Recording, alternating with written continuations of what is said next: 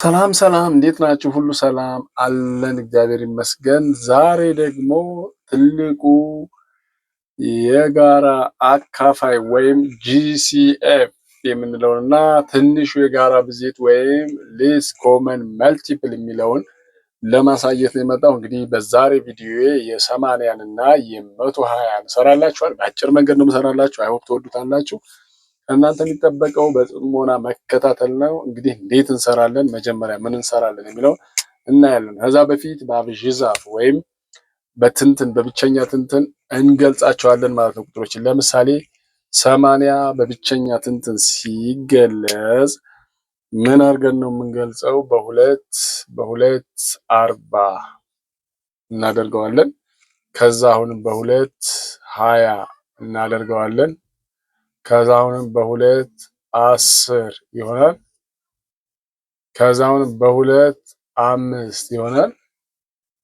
ከዛ በአምስት 1 ይሆናል ማለት ነው። ስለዚህ ይሄንን በብቸኛ ትንትን ስንገልጸው ምን መሆን ይችላል መሰላችሁ? 2 ጊዜ 4 አለ 1 2 3 4 2 ርቢ 4 ሲባዛ በ5 ማለት 80 ነው። ኖርማሊ 80 ነው። ለምሳሌ ይሄ 16 ይመጣል። 16 በ5 80 ይመጣል። የ120 ደግሞ ልሂድላችሁ።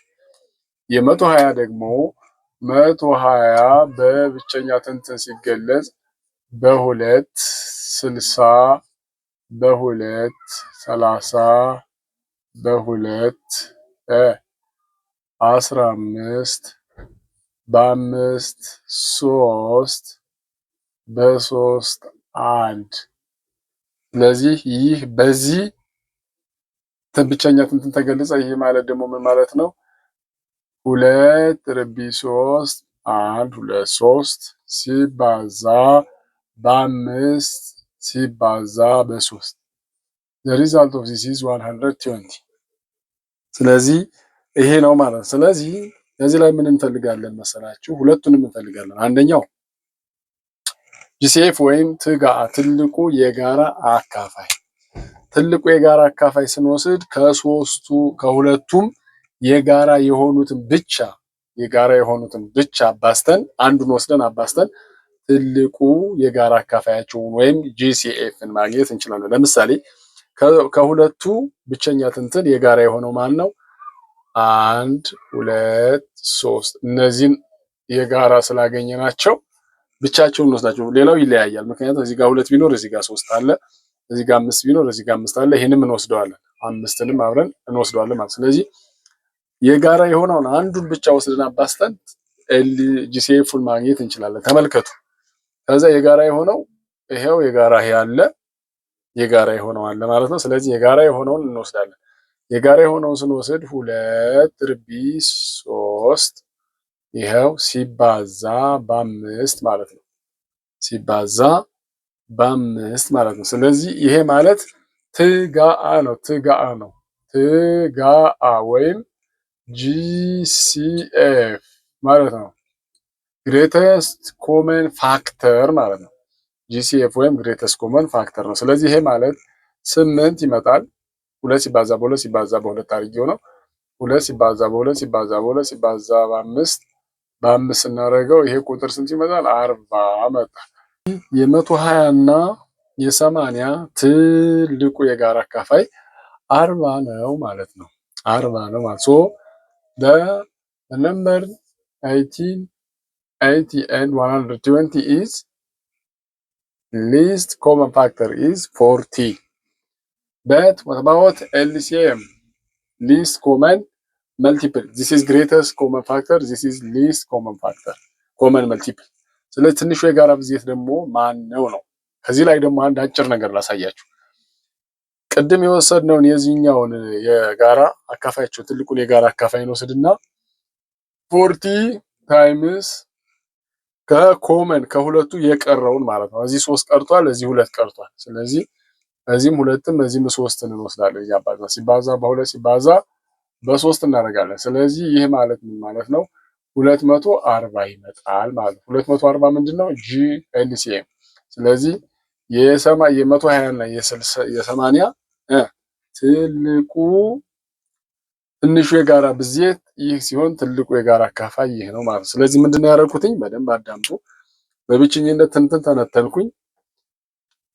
ትንሹ የጋራ አካፋይ ትልቁ የጋራ አካፋይ ወይም ጂሲኤፍ ስወስድ የጋራ የሆነውን ብቻ ያንዱን መውሰድ የጋራ የሆነውን ብቻ መውሰድ ወይ እዚህ ያለውን ወይ ያዛ ያለውን የጋራውን ብቻ መውሰድ ነው። ለምሳሌ የጋራ አለ፣ ከዛ አምስት አለ።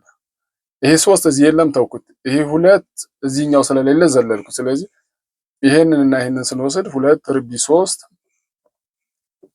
ስንት ነው? 8 ሲባዛ በ5 40 መጣ ማለት። ስለዚህ ይሄ 40 ይመጣል ማለት ነው።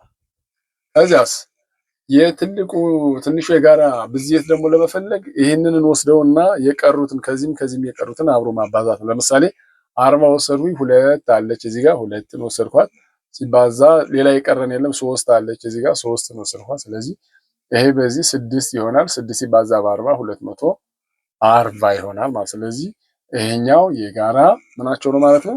የጋራ ትንሹ የጋራ ብዜታቸው ነው ማለት ወይም ሊስት ኮመን መልቲፕል ማለት ነው።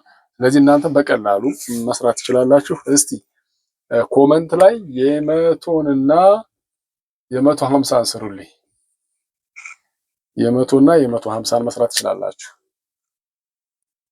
እሺ ቤተሰቦች ሰሩት ብያችሁ ነበረ። መጀመሪያ እኔ ከመስራቴ በፊት እናንተ ሞክሩትና የመጣላችሁን መልስ አሁን ከምሰራው ጋር አወዳድሩ። እንዴት እንደምሰራው እንግዲህ ከሰራችሁ በኋላ ነው የምታዩት።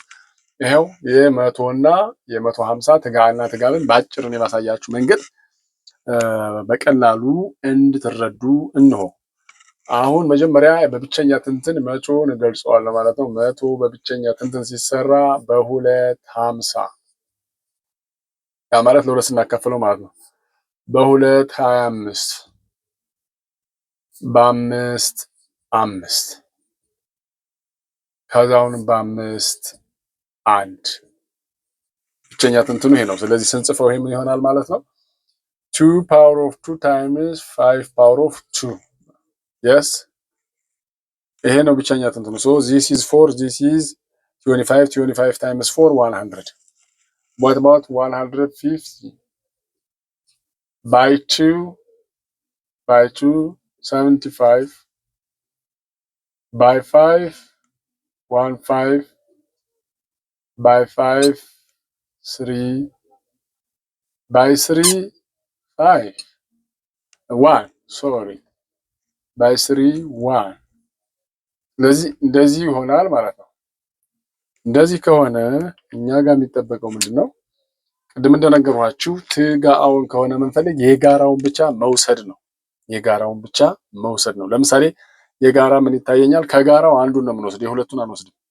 ለምሳሌ እዚህ ጋር 5 አለ፣ እዚህም 5 አለ። ስለዚህ 5 times 5 times what about the other common ትጋአ or common greatest common factor ሚለውን ለመውሰድ ነው። እዚህ ጋር ሌላ 2 አለ ማለት ነው። 2 አለ። ስለዚህ ሌሎቹን አነካም፣ ምክንያቱም እዚህ 2 አለ ነው፣ እዚህ የለም፣ እዚህ 3 አለ፣ እዚህ የለም። ስለዚህ ጂሲኤፍን የምንሰራው ይሄንን ብቻ ነው ሲባዛ በ2። ስለዚህ ይሄን ስንሰራው 25 ሲባዛ በ2 50 መጣ። ስለዚህ ትጋው 50 ነው። ትልቁ የጋራ አካፋያቸው የ100 እና የ150 50 ነው ማለት ነው። ከዛስ ትጋባቸው ደግሞ ይሄንን እንዳልትጋውን ወስደን ትጋአ ሲባዛ በሪሚኒንግ እዚህ በቀሩት ማለት። ስለዚህ እዚህ የቀረን ማን አለ? ይሄና ይሄ ቀርተውናል ማለት ነው። ይሄና ይሄ ቀርተውናል ሲባዛ በ2 ሲባዛ በ3 ትጋው ደግሞ ስንት ነው ብለናል? 50 ሲባዛ በ6 ማለት ነው። ይሄ ሲባዛ ስለዚህ ይሄ ስንት ይመጣል? 300 ይመጣል ማለት። ስለዚህ ትንሹ የጋራ ብዜታቸው 300 ነው ማለት ነው። ስለዚህ እናንተም በዚህ መልኩ ሞክሩት። አይ ሆፕ ግልጽ ነው፣ ይገባችኋል ብዬ ተስፋ አደርጋለሁ። በጣም ተደጋጋሚ እንደነዚህ አይነት ጥያቄዎችን እሰራለሁኝ። ከእናንተ የሚጠበቀው ላይክ፣ ሼር፣ በተለይ ሂሳብ ለሚከብዳቸው ልጆች አድርሱ ፕሊዝ። ቢያንስ ድምፁን እያዳመጡ እንዲሰሩ አድርጉ። ለነበረን ቆይታ ከልብ አመሰግናለሁ። ይመቻችሁ። ቻናሉ ጋላክሲ ኪድስ ነው።